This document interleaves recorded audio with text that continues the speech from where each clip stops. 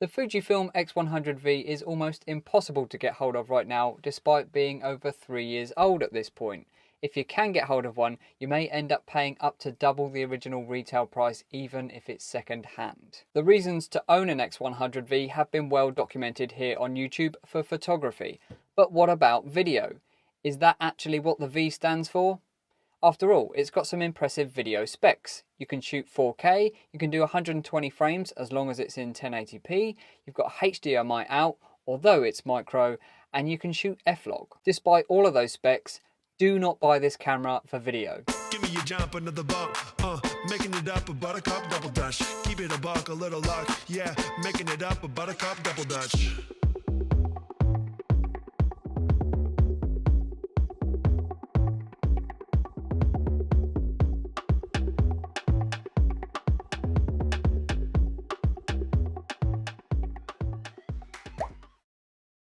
First of all, it has a screen built for photography. Now, what do I mean by that? Well, the screen does articulate, but it's not the full 360 degrees and it doesn't flip out to the side. So you only get that articulation to mainly just a horizontal position. So when it comes to recording yourself in videos like these, you're not actually going to be able to see yourself unless you come up with some sort of janky solution.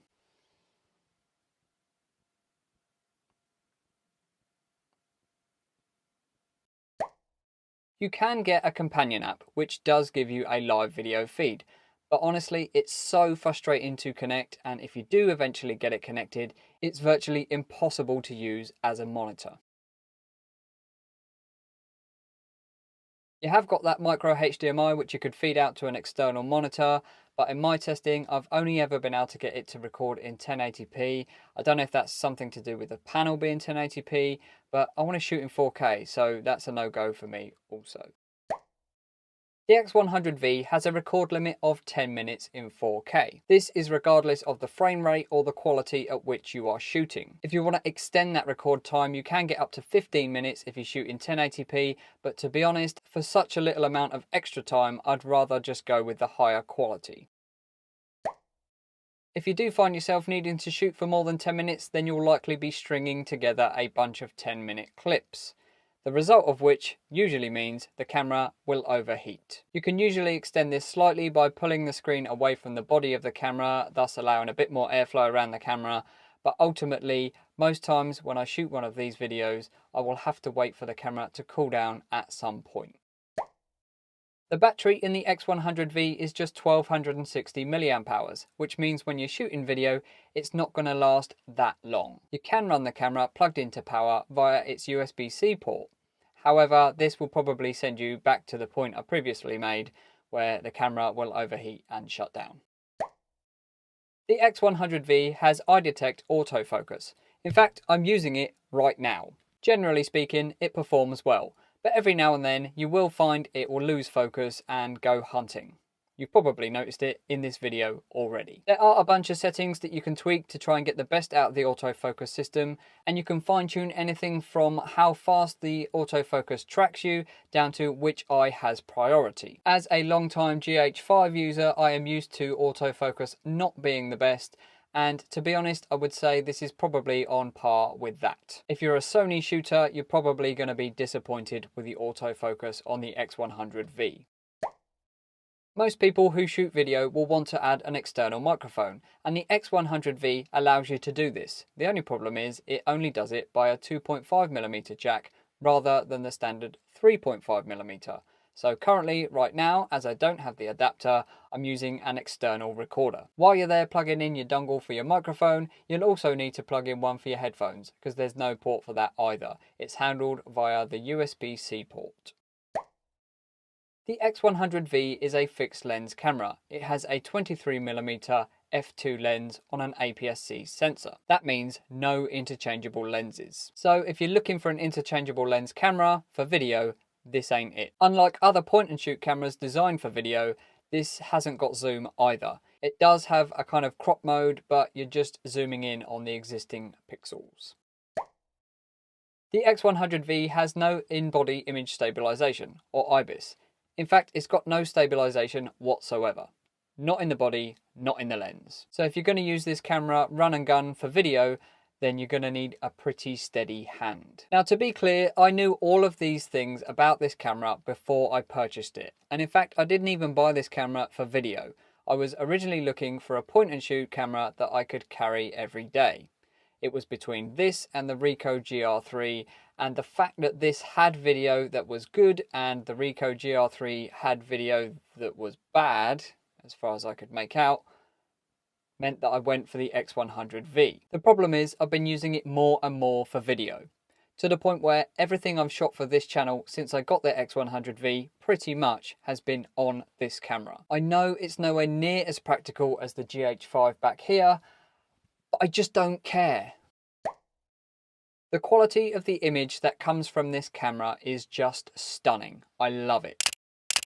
The APS-C sensor and f2 lens provides beautiful bokeh, and the image is crisp and sharp. As soon as I began to play around with video on this camera, the GH5 just started gathering dust. In fact, this is the first time that I've used the GH5 because I needed to get B-roll of the X100V, and unfortunately, I've only got one of them. I've been so impressed with the image quality out of this camera that I'm thinking, is it time to switch systems and go all in on Fujifilm? I don't like colour grading. I don't think I'm especially good at it, and it's really time consuming. With the X100V's film emulations, I can just pick one I like and I get a great result straight out of camera. This image that you're watching right now, I have done nothing to. So it has a fixed lens. What can I say? I like fixed lenses. In fact, every time I shoot on the GH5, I use this prime lens. It's an f1.7 25mm, and it's the only lens pretty much that I use on that camera. The X100's 23mm lens is quite a bit wider than the 25mm lens because it's on an APS-C sensor rather than a micro four thirds sensor. And with that f2, you get lovely depth of field even in a small space like this. I also think that having a fixed lens means that you spend less time worrying about what focal length you should be shooting at and more time actually shooting. It's a creative constraint that can help you focus on creativity rather than the gear. One of the reasons I stuck with the GH5 for so long is shutter angle. It seems like such an insignificant feature to many people, especially if what I read in comments and on forums is correct. But for me, it's such a quality of life feature, I just don't know if I'm ready to do without it. For the most part, when I'm shooting, I obey the 180-degree shutter rule, which means if I'm using shutter angle, I can just set it to 180 degrees, and then no matter what frame rate I'm using, I'm always going to have the correct shutter speed. I can just set it and forget it. In fact, I can't believe it's not available on more high-end cameras. Not even some of the Sony cinema line have shutter angle. It just blows my mind. The X100V is no different. It doesn't have shutter angle either. What it does have though is physical controls, which is kind of the next best thing. It has these for shutter speed, ISO and aperture. What I like about the physical controls is that it's all laid out in front of you. It's not a custom dial here or remembering it on a button there or switching between settings. You literally turn the dial, it's in front of your face, and again you can set it and forget it. It also means that you can change the settings from in front of the camera because it's printed on the dials and you can do it without the use of a screen. The X100V is small.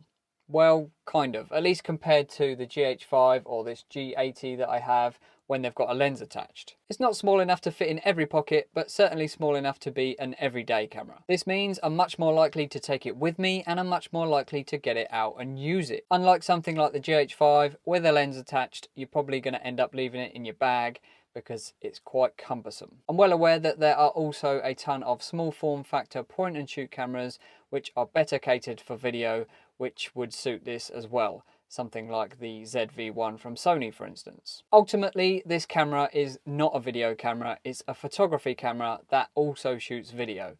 But it's just been such a joy to use it for video that it's become my main video camera. There are a ton of other reasons why I like this camera that are not related to video, so if you want to know more about those, let me know in the comments and maybe I'll make a follow-up video. I mean, for one, it just looks cool. Come on, the first time you saw this camera, you thought that is a cool looking camera. Either in all black or silver and black like I've got here, with that grained leather texture and that matte finish metal with that rangefinder style. Oh, it's just a beautiful object. Let me know your thoughts down in the comments below. What do you think of the X100V as a video camera? Would you get one to shoot video? Thank you for watching, and I'll catch you in the next one.